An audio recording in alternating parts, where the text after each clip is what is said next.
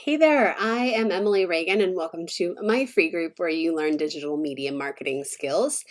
I have been working as a digital media VA for over 10 years now, and I wanted to let you know that sometimes I do some admin work. Sometimes I'm helping the clients get their stuff together on the back end. So right now I'm home, and I know you're home with the coronavirus shutdowns, perhaps. So kids are home, so they might pop into the video. But I want to show you how I use my Calendly to get organized. Now, a lot of clients will use this to schedule out one-on-one consultations, client meetings, other types of sessions. Sometimes these are paid, sometimes these are free. In my case, we're going to set up a free 30-minute student consultation I give to the ladies and students and gentlemen who sign up during my webinar, and then they get a 30-minute consultation with me to talk. So what we're going to do is organize my schedule, give them some availability, and then I just hand them over the calendar and let them pick and choose their dates. You'll see clients use this for media ops, podcast interviews, for just owning their calendar and being able to designate certain times to get things done. Otherwise, their calendar and their appointments own them. So if you are doing digital media work, you might need to help your client get organized like this. So this is the back end of my website. I can click here. I've set up a new event. I've gone here to the new type event and I've set up this 30-minute session. And the tricky thing about Calendly, it always stumps me, is that in order to edit it and make my times available, I have to check this little box. And then I come down here to manage event types and availability. Now, I wanted to start offering these, but my husband wasn't home. So I need to alter these so they're on dates when I know he's home and he can watch the kids for a good 30 minutes. So I'm going to fix my schedule. So bear with me.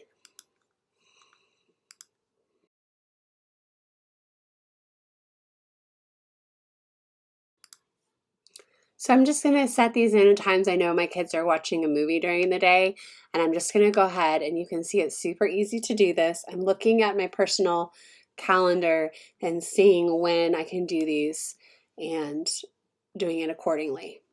So I click new interval when what was it? Let me see.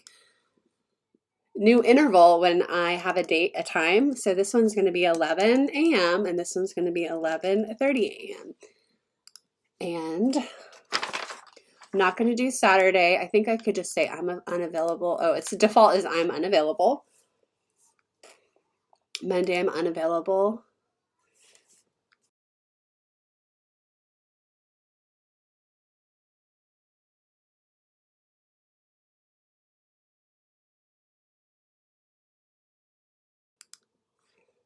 So I'm clicking here and I'm going to be unavailable the rest of April. So when I click I'm unavailable, I don't want to override. I'm going to click apply to all Wednesdays, so it applies to all future Wednesdays, but I don't want to override the 2 dates I've already picked. So I'm going to start there with my appointments, and I'm just going to try to do one a day because there was a lot of them. 1, 2, 3, 4, 5, 6, 7, 8, 9. Okay. I'm going to go ahead and set another one for here. And then another one for here. New interval. I'm going to set a second interval. I want to give myself 30 minutes to write down how it went and take some notes, and then I'm going to do a second one offered at 2 p.m. So this gives a couple options.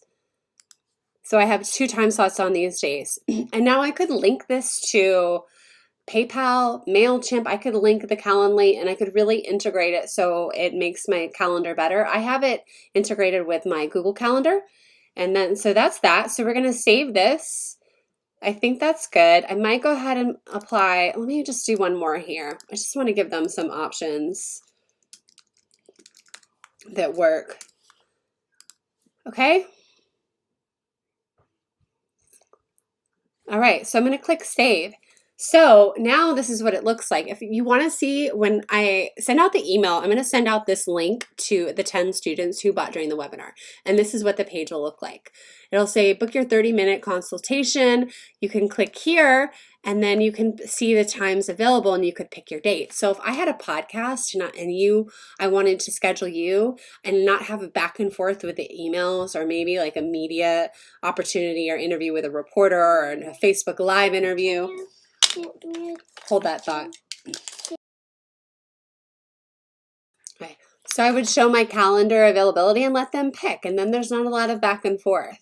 I have seen a lot of business owners who are higher level just keep their Fridays free for appointments. If you read Michael Hyatt's Free to Focus, he teaches the business owners to have like their meeting days. So you really want to guard your client's time and maybe have 1 day or 2 days a week where they're actually open for appointments. And you can mark different kinds of an appointment. This one just happens to be one I have on my calendar for 30 minutes.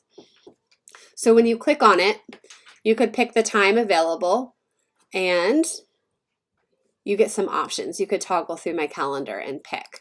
You would fill out your time, your email, and it would shoot over to me and it would mark us both in our calendars. Super easy. Now, after you book and get it scheduled, you would get a thank you page. And here's what it says. It says you're booked. It just has some directions. It could also have some kind of system to remind the client what to bring for the interview or the meeting. Hold on. All right, and you could log in here and see all of your scheduled events. Here's the cool places where you can integrate it to work with whatever you use, maybe a payment tool. Maybe you want to track people who are booking appointments. This is also how in an email you could say book a call with me and you could get on the call with a client, or your client could get on the call with their client and have a high ticket offer close. All right, so that's all I got for you today. Sorry about all the distractions. Welcome to the realness of working from home.